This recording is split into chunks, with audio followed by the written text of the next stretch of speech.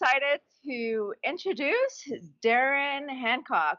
He is a paramedic, firefighter, and what's really exciting, he's a hypnotist as well.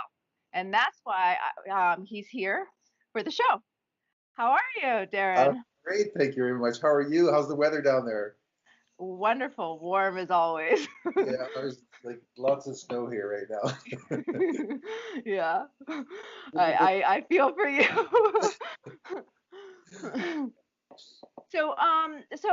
a little bit about yourself, for my viewers. Like, what got you into hypnosis? And yeah, we can start there. Okay, like you say, my name's Darren Hancock. I'm a paramedic firefighter up here in Canada. I've been in EMS and fire now for about 29 years. I got started in EMS a lot of years back in the 80s and just loved helping and connecting with people and being able to be there for them in times of crisis, right? Uh-huh. So over the years, I realized that you pick people up in an ambulance and you take them off to the hospital and they deal with their traumatic injuries and they send them out into the world again.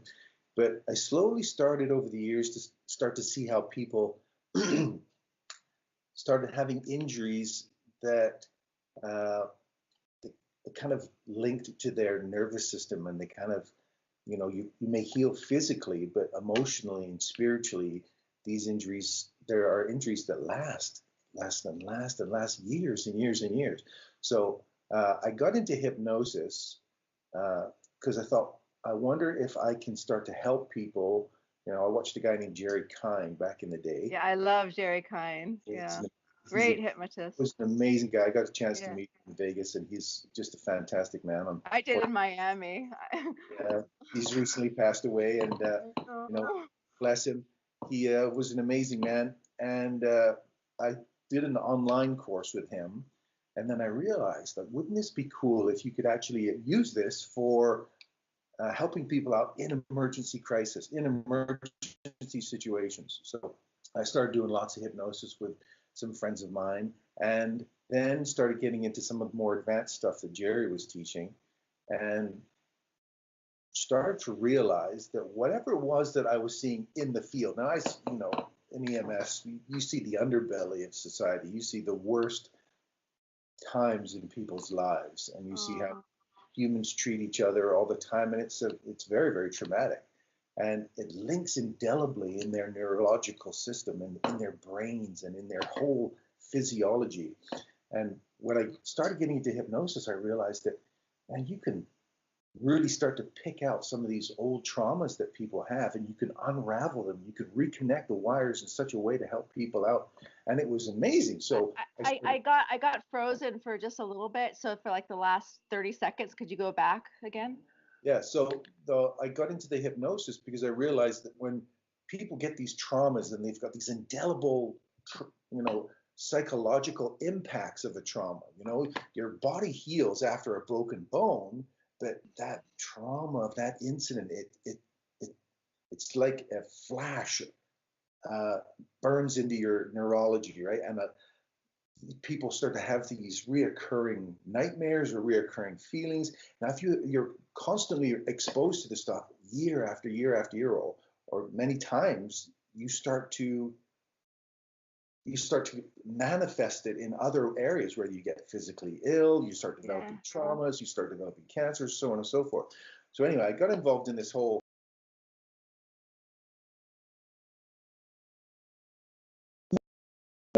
I thought, well, I wonder if we can actually use this in times of dealing with trauma right when it happens. So Yeah. I was fortunate enough. The guy I was working with, and he's retired now. Uh, he was a hypnotist of mine as well. I taught him some hypnosis, and he used it for dealing with a whole bunch of dental surgery he had, and it worked amazingly well for him. And we went in, found a patient one day that had been thrown through a mirror. So we got called to this location where a lady had been thrown through a mirror by her estranged husband, and she had broken her hand. Her head was all lacerated, and bones were sticking out, and she was quite a mess and lots of pain. So I thought, this would be a golden opportunity to try this out. So I kind of said to her, I can there's one of two things I can do for you here. I can either give you some morphine for the pain, which we're going to draw up right now and get it all ready. So I wasn't delaying the treatment, so to speak. So it's getting all stuff ready for her. And I said, or I can do some hypnosis on you and deal with your pain right now. Have you ever been hypnotized before? And she goes, no. And I said, would you like me to try? And she goes, get on with it. And I'm like, all right, that sounds great. So my partner's bandaging up her hand, and then he's starting to get an IV ready. And I just simply did an instant induction. I said, look into my eyes, I take your good hand. She put her good hand on top of mine, and I said, take a nice deep breath and look straight at me, take a deep breath and sleep. And rocked her head, and she was like, ugh. And she went now for people who don't know a lot about hypnosis, exactly, when you say sleep, the first thing that people are going to be thinking about is like, oh, they're totally conked out. So can you elaborate that a little bit? Yeah, well, as you know, and those people out there who know about hypnosis, it's not about actual sleep. It's about being in a heightened state of awareness and focus, right? Okay, very good. So when we say the word sleep, it's just a word that your unconscious mind really associates to a profound state of relaxation. So when someone's in, like Jerry Kine describes it as, it's a bypass of the critical factor of the conscious mind and the implantation of. Okay, if you're going to use those words, we're going to have to give a little more details with that one. So, okay, the critical factor is that part of your mind that says, if I said to you, hey, I've got some really cool land for you to buy in Florida. It's a little swampy, but you'll love it. It's, it's got lots of animals on it. You'll be like, yeah, no thanks. Because that part of your mind, that critical factor, that anytime somebody gives you a suggestion, it says, hey, do this. That's the part of your mind that's your guardian. That's the part that says, hey, the no. logical mind, right? The part that says, I'm not ready for this right now. I'm not quite sure about this, and I'm not going to allow that suggestion to go in, and I'm not going to buy everything. Otherwise, everything somebody would suggest, we just follow along with it and do it. Well, the critical factor, that's the critical part, right? So somehow you have to get past that to implant inside the unconscious mind a simple suggestion like relax or sleep. Well, sleep is something that we all kind of grew up with. To go into the unconscious mind. That you would agree with that? Yeah, so that's what we're trying to fire that word or that suggestion into the unconscious mind, which is a state of relaxation, right? Because if I said to you, relaxation to you might be different than relaxation for me, but sleep is the same as it is to me. You're like, really, right? Okay. So when someone's in an absolutely traumatized situation, their critical factor is focused on pain, which is an amazing ability to be able to say, well, what we want to try and do is we want to divert that critical factor somewhere else and quickly fire in a suggestion. Well, if your focus is entirely on the pain you're in, and I'm going to tell you I'm going to take that pain away, there's buy-in here. There's a development of this yes set that says, yeah, okay. Which is absolutely amazing when you know sharing that, yeah. So she was focusing on her pain, so it was like snap, sleep, and then just kind of rocked her head and she just smiled, and then went into this really profound state of relaxation, which was I was shocked. My partner's looking at me and I'm like, hey, it worked. That's great. So just kept talking to her. So what was the pain still there, or was it? Well, that was the next process where once you get them into a trance, you got to try and deepen it, and then you dissociate from the pain, right? So you just kind of take the pain so that you can move it away, much like we would be doing if we gave them morphine, for example. So if I drew up some morphine and gave that, there's you're dealing with foreign substances going into the body, and you can have an adverse reaction to it. You don't know every time you give it to somebody whether or not, if they've not had it before, the reactions they could have, right? But isn't it true, like, you could put somebody in a hypnotic state and you can actually say that you're giving them morphine without the side effects, and the mind will actually agree with it. Does that agree? I mean, that does happen? I mean, it doesn't mean it has to, but it's possible, right? Yeah, usually if a person's had morphine in the past, they've already got the neurological memory of what morphine feels like. And I can give you an example. I think I mentioned to you last time about when my ex's kid, who had broken his wrist, and I'd given him nitrous oxide, which is just laughing gas, for his broken arm. When we picked him up and took him to the hospital.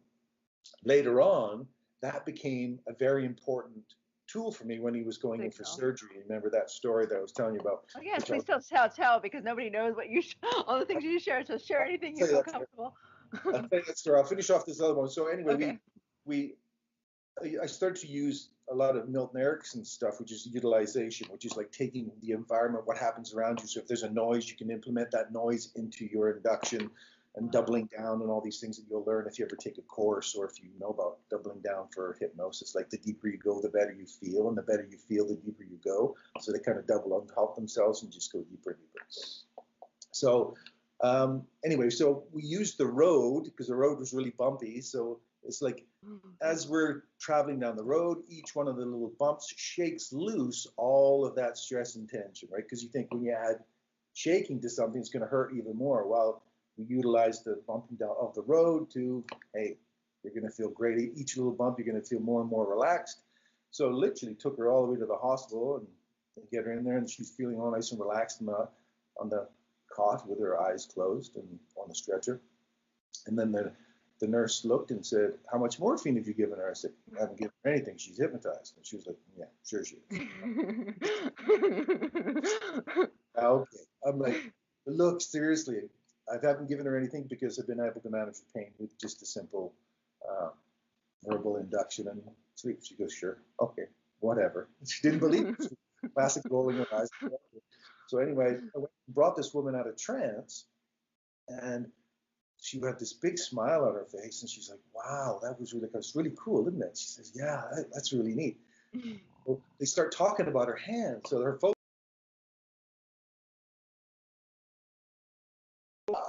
it hurts. And the nurse is like, it's okay. You know, when the doctor comes, we'll give you some pain medication for the hand. And she's like, oh, okay. And I'm like, do you want to go back to that place where you didn't feel any pain? She goes, yeah. I go, and sleep. And she just dropped into trance again, which was so amazing. And the nurse was like, okay, that's impressive. She went back into a nice deep trance. We dissociated the pain yet again. And then it was about building buffers. And then, you know, we could get into that later, but it's about developing systems where you can use hypnosis to help the person manage the pain, but you're not taking the pain away so completely that you risk another underlying injury. Now, I know there's people out there right now who are just saying, that's dangerous. Using hypnosis on people and taking their pain away, you don't know if you're going to make the situation any worse. Well, that's not the objective, is to not completely take the pain away. It's about saying, like no different than putting morphine into somebody. It doesn't take the pain away. It just alters your perception of pain. Right? So with hypnosis, you can create the same kind of phenomena without the adverse effects of drugs, and you can take it away instantly so the doctor can assess a hand to determine the neurological damage and any other underlying damages that occur, because hypnosis can be applied instantly and taken away instantly, and you can reapply it instantly again, whereas drugs, you have all the side effects and all that other stuff. So those of you out there who are saying this can be dangerous, which I want to talk more about that with more questions with that, but go ahead. Yeah. Wrong hands, and people who are like, people are afraid of hypnosis with that, you know. So if you want to elaborate with that, that would be great. Yeah. So a lot of people think that, well, what if a person had a stroke and you took a headache away, right? Then you run the risk of this person having a permanent stroke, and you know you've created long-term deficits. Or you take away someone's pain in their foot and they start to walk on it again, and they're just going to continually re-injure, or they're going to damage it even worse, and you're going to make the situation even worse. Well, if you're trained properly in the use of hypnosis in situations where people are traumatized, now I've got a huge emergency services background, so it would be no different for me telling a person with a sprained ankle or a possible broken leg to give them morphine and say, go on then, off you go, have a walk, like go off. That'd be ridiculous, right? It's the same thing with hypnosis. Once you understand the application of it and its use in the certain situations, it can be an incredibly powerful tool.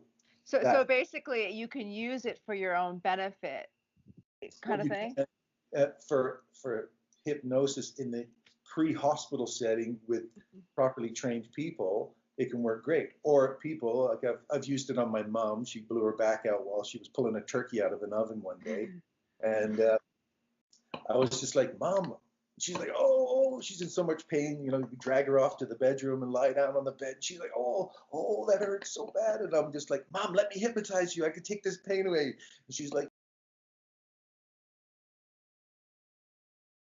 right? She's like, I don't think it happened. And I'm like, oh, well, just trust me. So my relax this at. So he's off and he's getting the medications and I'm just somebody's. So he's says he's off to get the medications and I'm like, Mom, just let me try. She goes, all right. So she's what we call a blowdown. She's an amazing hypnotic candidate. You just have to go, just rub her forehead, just focus on my voice, just relax, just feel yourself, take a nice deep breath, and you watch all the techniques that you can use to implement how people can go in deeper and deeper into trance, and you doubling down and all that. So she went into trance within 2 minutes. She was lying there completely relaxed on the bed. My dad come back with a bottle of painkillers, and I'm like, hold off on that for a minute. And then he literally, or my mom just felt so relaxed, so comfortable. Then we started focusing in on getting the muscles to relax and just focus on repairing and healing the area and a slight muscle pull. Usually you get all these synergist muscles that come in and they all try to act on it as well, and you get big, broader pain. So if once you can calm everything down, just lie here, relax, then you can slowly get her up and moving around. And within 20 minutes, she was walking around. She says, I can still feel something. I'm like, good, because that's the mechanical side that's been potentially damaged. So we don't have all the other big muscles overacting and you're starting to get way too much pain. And you don't have the psychological effects of, oh no, I've hurt my back. And you have all that other stuff that adds on it. A lot of people don't understand that pain is associated not only to a little bit of trauma, but it's like an onion. What we think about in the middle, what actually is the pain, and how we think the pain is, and then how we should act with the pain. It creates this much bigger, broader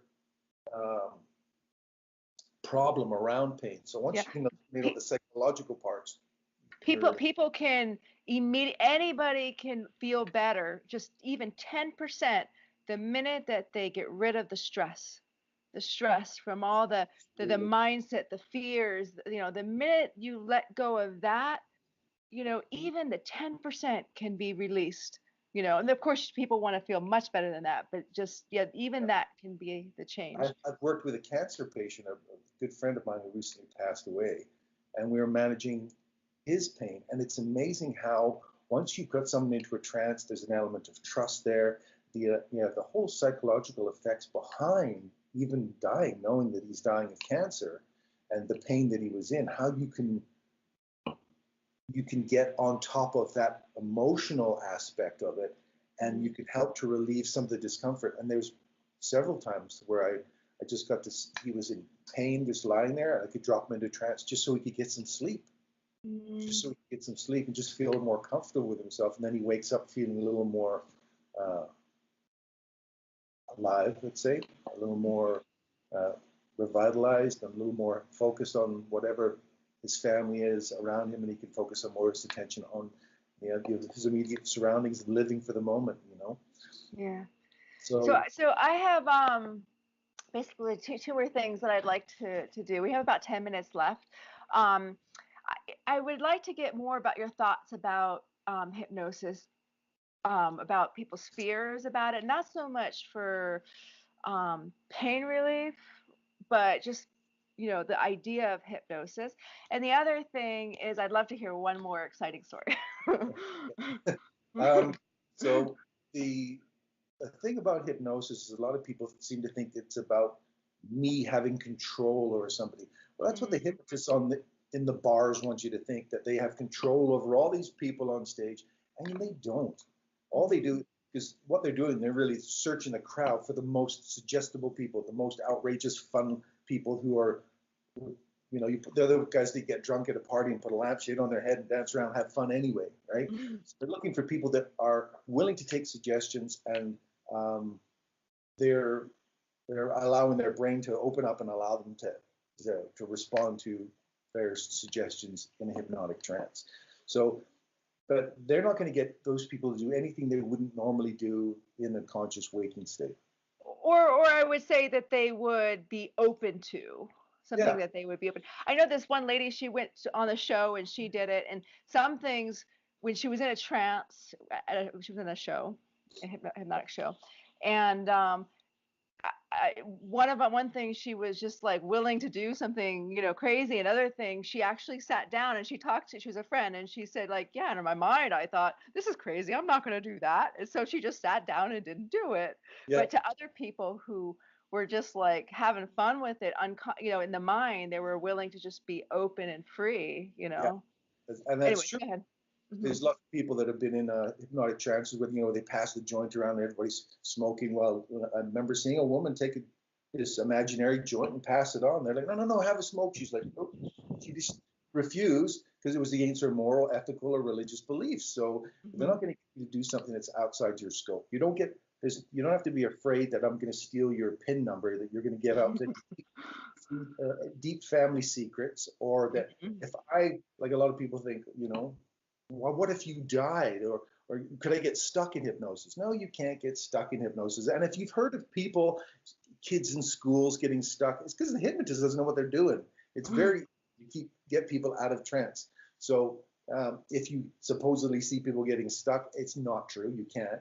It's like if I put someone in a trance and I keeled over and died, I tell my clients that, hey, if I die during this whole process of doing hypnosis on you, all you're going to do is go into a nice deep trance. You're going to wake up feeling absolutely wonderful, and you're just going to see a dead guy in front of you. You're going to go, it sucks to be you. I Yeah. feel so relaxed right now, right? And one thing that's amazing about hypnosis is like a lot of times people, you know the saying about Einstein, doing the same thing again and again in wanting different results, that is insanity. Yeah. And that is what happens in the mind if we are already conditioned in the mind. You can think about it, you could want to change all you want, but we get the same results like a recorder. It's just repeating the same stuff. And that's why I think hypnosis is so amazing, because once we are aware of it, we can reprogram that in the mind. Oh, absolutely, Yeah. absolutely. Uh, Yeah. Which changed me. And I guess it probably, you had some, great had some experiences. amazing experiences with clients that have had literally life transforming Maybe you sessions. want to, yeah, you want to share the last story with there, That's whatever one this it feels this right about. first, the kind of the one we're talking about with the nitrous oxide with young Thomas. He was one of my ex's kids, and he was probably 11 years old when I did my first hypnosis session with him, and he he loved it so much. We ended up doing a lot of hypnosis. I taught him how to do hypnosis. He was hypnotizing his buddies on the bus on the way to school, which was you get them to forget their names. I'm like, you can't do it for that. That's not what we do it. Anyways, he, we got he had to go in to get this little uh, melanoma removed from his head. That he hit a certain age and a lot of the hormones affect it and make it cancerous. So he had to go in, and they said they were just going to remove this thing. So we got to the hospital, and there the surgeon comes in and says, okay, we're going to be putting him under general anesthetic. And we're like, no, we're not going to have general. He's going to go under local. And they said, nope, we don't suggest local. You know, general for kids is the best way to go. Local, the kids get very scared and they get quite combative on the operating table, and it just creates a bit of a problem. We're like, nope, he's going to be hypnotized. And you just see the doctor's eyebrow go up, and he's like, oh boy. You can see him thinking it's another one of these kooky tree hugger type hypnosis. He's rolling his eyes, and you just see him go, all right. And he walked away like, there's no way I'm going to convince these people what we're going to do. And then a little while later, the anesthesiologist comes in and says, okay, so we're going to put him under general anesthesia. And they're like, no, we're doing local. He's like, no, we don't suggest that, because then we have to tie the kids to the table, really hold them there so that they don't. And he says, it's not really nice for the kids to remember. We're like, you don't have to worry. He's going to be hypnotized. He'll be fine. And he's like, okay, all right. So anyway, we dropped Thomas into a trance, and he went in. He was going in for surgery, and he got. Remember, we're in the recovery room where you have all the other people that are ready to go in for their surgeries. They can come back to recovery, and they're watching Thomas go into the trance. This little 12-year-old kid at the time, and he was in so deep, so relaxed. And they're like, "Hey, can you do that for us?" I'm like, "Nope, sorry, don't remember that. Just here for him." And he was going in for surgery, and the suggestion was that the moment your head hits the pillow, you're going to drop instantly into a deep, relaxing trance. You're going to feel so good, and we had this place they called St. Louisville. It was this castle that he had, that it was this safe place, which is like I like to create these places where people can go and feel completely safe, relaxed, and calm with no negative influences in their life whatsoever. So anyway, this St. Louisville was a castle. It's like perfect. There's lots of rooms in a castle. I can create some. So we created this room that he walked into, and I had all these big computer panel with all these switches and dials and valves and stuff on it, and a whole computer screen with thousands and thousands of these lights on it. And I'm tapping his head, and I'm the area that they're going to operate on. And I'm saying, you see the lights coming on here? Tap, tap, tap, tap. You see them coming on the screen? He's like, yep. Tap, tap, tap. I said, there's a couple of switches in front of you. That one right there. Just reach over and turn that switch so that those lights go off and you don't feel anything. As I tap here, you'll notice that as you turn the light out, that goes away. And we just tapped all around the area that he did, all the lights, making sure he just clicked all the buttons, turned the lights on, and go, how does that feel? He goes, okay, I can't feel anything. I'm like, perfect. That's great. So we went in to take him in for the surgery, walked into the OR, and then the nurse takes you from that little waiting area just before you go in. And he's like, okay, he says, I'm really nervous. I'm like, okay, just stand there for a second. Boom, just dropped him into a standing induction. And he's sitting there with his head flopped down. And I said, as you relax, I said, we're going to go back to that room. And I said, there's underneath that cabinet of lights and switches and dials, I said, there's a little valve there. Do you remember that time when you broke your arm and I gave you that nitrous oxide? Do you remember that? He's like, yeah. I'm like, I'm going to turn that valve on and you're going to feel that stuff yet again. He's like, you just see his little face. He looked like a little drunken sailor. He was hilarious. It's like, how does that feel? He goes, that's, I'm like, and I said, this is a parentally controlled valve, by the way. You can't control this when you go into that room yourself. And he's like, oh, okay. So anyway, we got him nice and relaxed. And the nurse had been watching me do this induction on him in the hospital. And I know the nurses that were there at the time. So she took him into the OR and he stopped and he's like, oh no. And the nurse is like, what's the matter? And he goes, there's no pillow. And I was like, and I didn't know. And she goes, that's okay, Thomas. You know what to do. And he went, oh yeah. And he went, lie down on the table, pop, dropped into a trance. They strap him down all tight. And he just lied there, completely relaxed. Then they did they froze his head. So he didn't feel the needles going in because he'd already had the lights turned off. Wow. So they called us back in about an hour later and they said, I don't know if he's hypnotized or not still, but he's in the waiting room. And I was like, right. So I walk into the recovery room and it was so cute, Rebecca. I tell you, he was sitting there with his newspaper. You can imagine this little kid. He's like 12 years old. He's got his head's all bandaged up and he looked like this little old man with his big newspaper in front of him. He's like turning the pages and he's reading. I'm like, hey, you okay? And he's like, yeah, I'm good. And I'm like, okay. Are you feeling any discomfort at all? Because you never call it pain, you call it discomfort. So he's like, no, I'm feeling good. So it was literally 2 pills over the next few days. We managed his pain well. He slept well. He went to school feeling completely relaxed and calm. It was amazing how well it worked. And even the doctor, the anesthesiologist, was quite surprised how well it worked.